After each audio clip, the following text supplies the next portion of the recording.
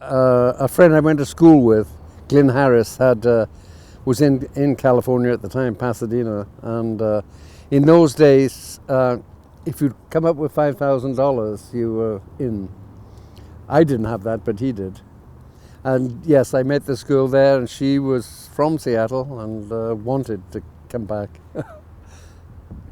It was, at the time, it was a big mistake. Where I come from, it's all rugby. But we used to have a kick around in school because we had a rubber ball and, you know.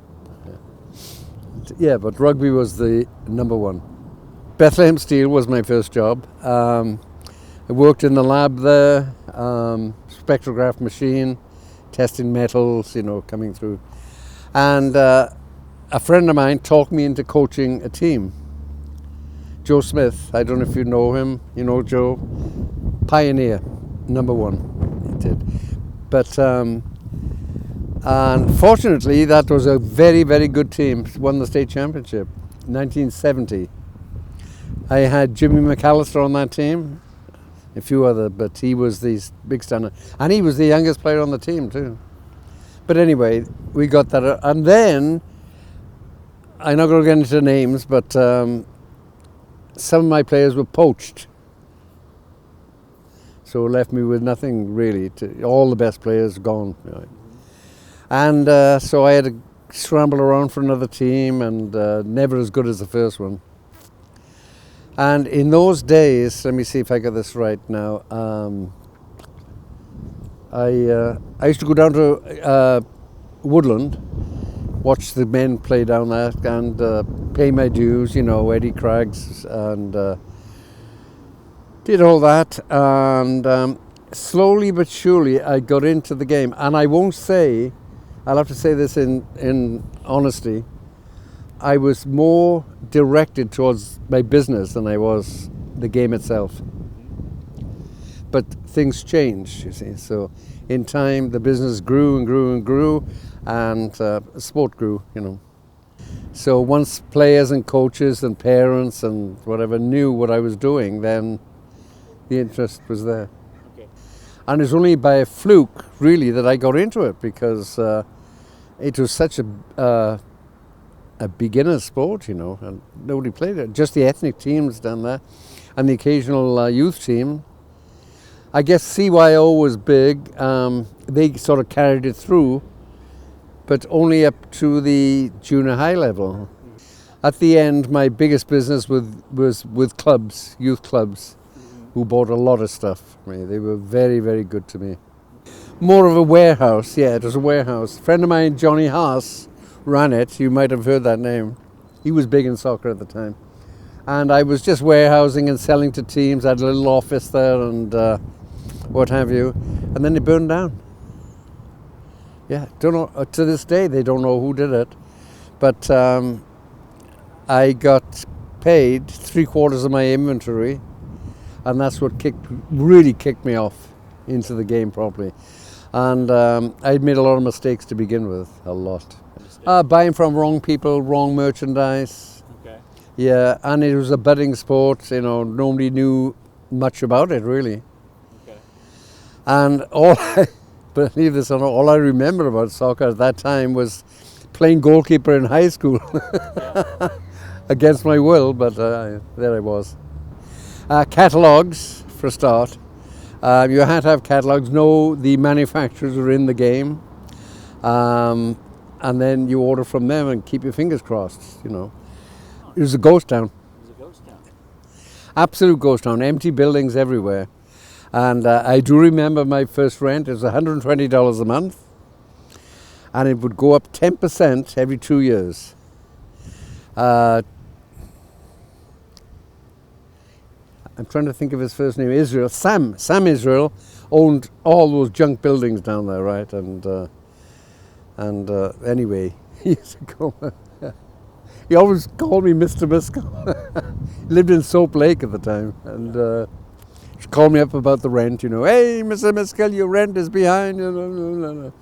But he was very strict. 10% every 2 years. That was it. Okay. You knew where you stood. Yeah. You repaired everything in the place. He took care of the roof. And it was, I'd say, an amateur way to get started.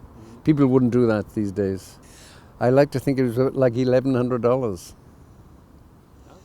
Yeah, but there was the lease ran out, and They weren't renewing. yeah, there were two factors that caused me really to get out of it altogether.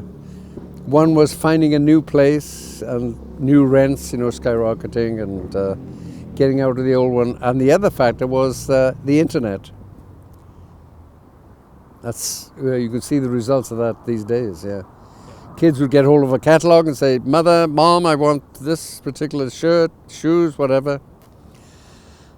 And the cost of some of the stuff then, particularly shoes, was horrendous.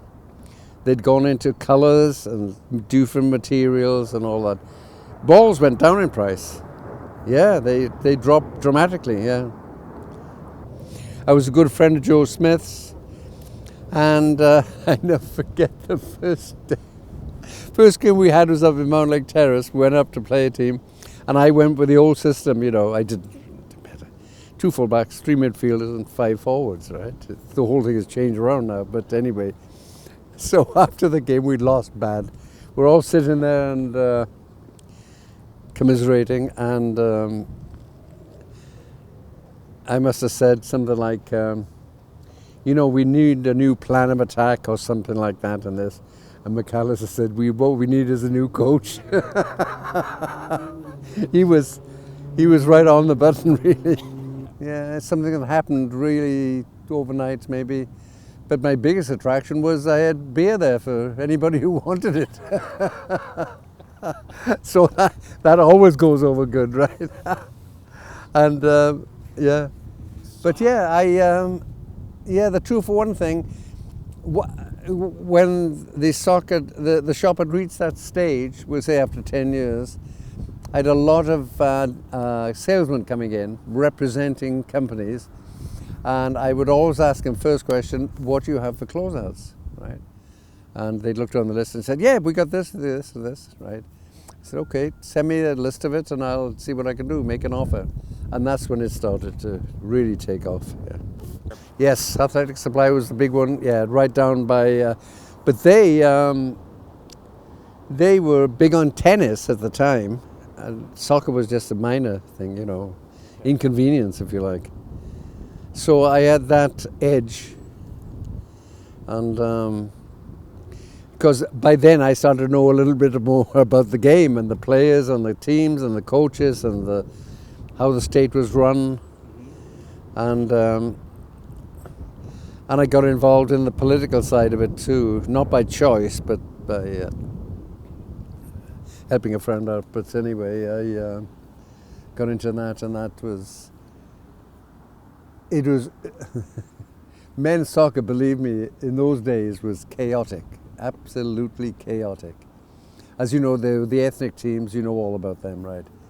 And then I was playing at the time I was playing on a 2nd division team with a friend, and he said, we are too old for this, can't handle it. At that time it was about 34, 36, whatever. I said, well, what do you reckon? His name was Bob Miner. What do you suggest? He said, I suggest creating an over 30 league. Right? Took off, big time, took off. Then over 40s, then over 50s, yeah. Yeah, but that was a turning point for sure, yeah. Because by that time a lot of people knew me, and over 30s. Most of the adults coming in were players and coaches. So, yeah, it was a spot made in heaven by that time. Yeah, we used to have equipment buyers come in, coaches, players, referees, everything, everybody, whole spectrum. I could give you hundreds of names, but. But there. What else did you do at the shop? I mean, did you have meetings there after hours? Yes, we did. Well, there was always beer. That was number one on the list, right? And then we'd have come disgruntled coaches coming in there talking about how this player got sent off for hitting the referee and red got on. We can't put a team. We built a team around him, and goes on. This stuff went on and on and on, right? And I just play by the rules. Yeah. And by that time, I was a little bit friendly with Whitey Craggs, George, if you like, and we were never buddy-buddy relationships, but we tolerated each other. And but yeah, I used to have meetings there. Everything, you know. It was, this is all before I got married, too, mind. Yeah. Right? Yeah. Then life changes.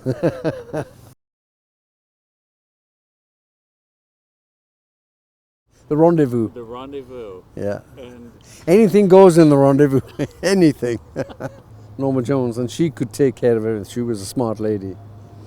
And had I had her right till the end, I would have done even better.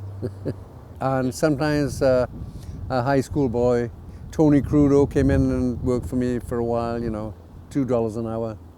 It wasn't worth it. Yeah. Nightmare. Absolute nightmare. Every year, every season, coaches would come in and they got a game on. First game is on tomorrow, Sunday. What have you got? What do you want? I want all red. Well, you're gonna have to wait, right? Yeah, that went on all of the time. Yeah.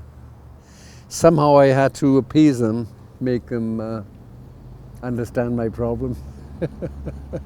But yeah, it was a constant headache. But soccer was getting to a stage where they had to have a particular shirt, right? Mexican teams were like that. I did a lot of Mexican teams, but they loved color. Everything had lots of colors, stripes, badges, everything, and difficult to equip. Yeah. Some of the clubs. My biggest one was West Seattle. Yeah, that was the biggest over the years. Then Queen Anne Hill, I guess, was top. Then Highline. I dealt with all the clubs, every one of them. Ballard, East Side clubs, Mercer Island, everything. Obviously, I never had everything there to give them in quantity, right? Mm-hmm. But if somebody came in and wanted 50 balls cheap, I had them, yeah. Somebody came in and wanted, 24 pairs of socks, I had them. But jerseys, big, very, very difficult. You know, you had to do a lot of wheeling and dealing. Saturdays, before the game, on Sundays, parents would bring in their kids, right? And they didn't know what they wanted, right? The kids knew what they wanted, but they couldn't find it, or I didn't have it. A real big instance was a lady came in from Snohomish with a daughter, 13-year-old daughter. I'll never forget this. Wanted a pair of shoes for her. And I said, yeah, what size? 13. I said, 13? I said, no. She's 13 years old, this girl. I said, no, it can't be. She said, you try it. So I did. I had 13s there in that particular shoe. She didn't like them.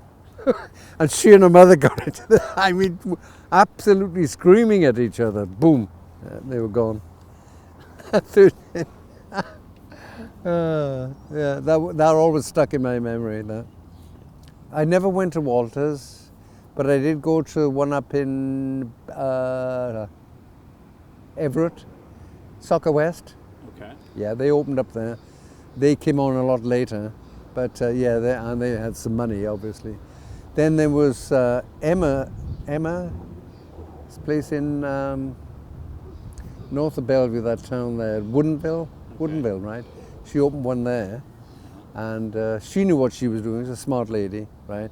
Victory was okay, and then the big boys started getting on it. Dick's and Sports Authority, Sports Authority went out of business. Yeah. Well, chaotic. I was referring to the meetings that we had, and there was all different nationalities in there, all going off in different directions, and after a few beers, yeah, it got chaotic, yeah.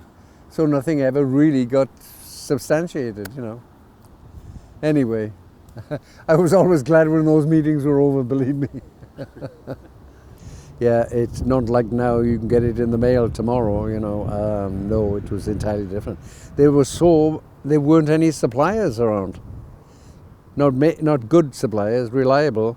They were one, but they were, you know, in England, not much good here. And of course, Adidas came on the scene, and they sort of took over. And that's when Walter got into it, really. And they were the number one company in the world, yeah, at that time. But yeah, getting merchandise was difficult. Fortunately, I had a good friend in the business, Gordon Lacey. I don't know if you know him. Number one man in the world. Saved my life a few times. But anyway, he was my main supplier at the end. Yeah, he manufactured the stuff down there and got it. I could go down in the morning and bring it back. All positive. Cliff, and he had a dirty mind, right? That fitted in fine. He could talk like we're talking now. Yeah. Nothing high-fluting. His team was everything, and he worked his butt off to put that team together. And in the early days, Frank, he was the West Coast champ. He won God knows how many trophies, yeah. But yeah, he was good. Mike Ryan, of course, I never saw much of Mike Ryan, but he was always there, you know. He was quite a character. Jeff Wall, there was quite a few if I went down the list, yeah. Well, Jeff and I were very close friends, yeah. I wouldn't lend him any money and he wouldn't lend me any money, so that made a good friendship. But Jeff was quite a character, yeah. If I had to pick out a character from soccer, he would be number one. He knows how to be polite and he knows how to be impolite. Yeah. But what a character. He was at Fort Lewis in the army, right? And somehow he got to know the colonel running the show down there. And he got the colonel to come up with some money and he put a team together from there. Trained them like Marines. I mean, hard note. They came up to Seattle, played in a tournament, right? I was there at the tournament, and the Hungarians were number one. I mean, nobody beat them. This team came out on the field and blew them away. Everybody knew him. Everybody knew him. Mike Ryan had coached on every level in Seattle, every level. He knew everything about the game, and he was a wonderful coach. Talk to any of the girls who he had coached, and they say, spot on. He had the best amateur team ever seen around here, ever. The Eagles. Yep. Yeah. Mitre Eagles. Yeah. Yeah. Yeah. People go on about the German team and the English team and the Hungarian team, but they never won anything outside this state. Never. The Hungarians used to put their best team to play the Canadian teams, got Firemen and various teams from up there, Canadian Legion, and the Hungarians were no match for them. But when Mike came along, he put together a first-class team. He carried them for maybe 10 years. Okay. Yeah. What was outstanding about them? I know they won trophies, obviously. Won the National Amateur Cup. I went down to watch them in Tempe, in Arizona, and Mike, being Mike, entered them in two tournaments, the Amateur Cup and what they call the Open Cup, which is still going. And they had won it was on the same two fields next door to one another. There was about a 10-minute break before it kicked off in the next field. No shade at all. Two palm trees off on the side somewhere were blistering hot, and Mike he'd won this game, the amateur game. I had to go and play the open team. Lost 1-0 on a free kick. He'll tell you all about it. Great guy, absolute first class. Joe's a great guy. Yeah. Okay. A real hard worker. He had 3 boys who all played, but Normie, the one that played for me, was his favorite, best. And Joe was a bit short-tempered with referees and parents, you know, but All in all, wonderful guy, great big heart. He was all West Seattle, all. Okay. Yeah, everything was for West Seattle. And he ran the board there, the West Seattle board, and he knew what he was doing, yeah. Mm-hmm. He's a very successful businessman too. Mm-hmm. Okay. Joe was a favorite, absolute #1 favorite. And Jimmy Gabriel was playing at the time, probably the last good player to ever come out of Scotland. And Jimmy was a wonderful gentleman, still is. I mean, he's just great. And he was the assistant coach, you know. Uh-huh. Yeah, I had some fond memories over that. Mm-hmm. I mean, remember one day when the Sounders were playing in the middle of the week at Renton Stadium, practice game with the Canadian Olympic team, I believe it was, right? And I go down there and watching the game, and half time, Jimmy Gabriel comes over and sits, you know, chatting there, and Alan Hudson is there and Mike England. And I said to Jimmy, I said, hey, how about I referee? Why don't you play and I'll referee the second half? Fine. Great. A bit too much for me, but it was all right for him, yeah.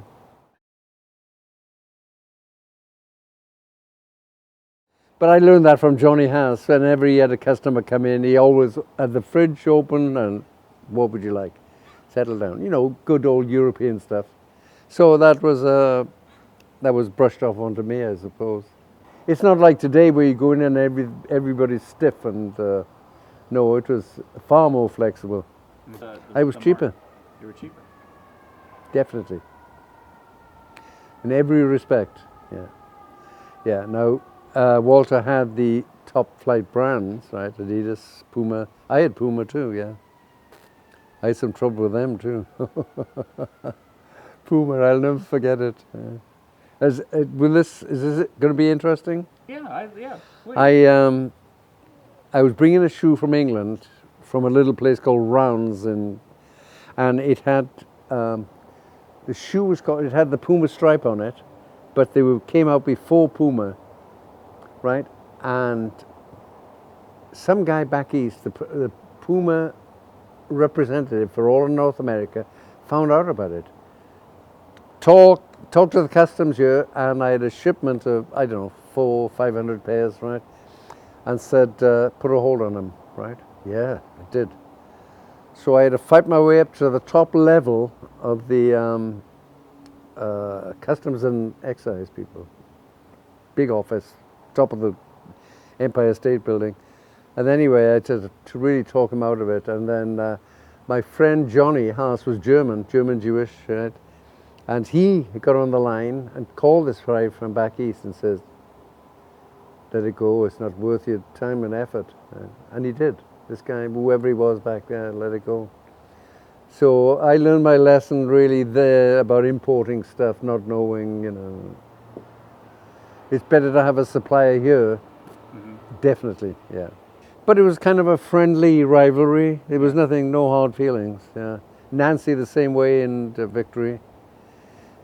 Gordon, if you see him again, will tell you about his beginnings over in Victory Sports.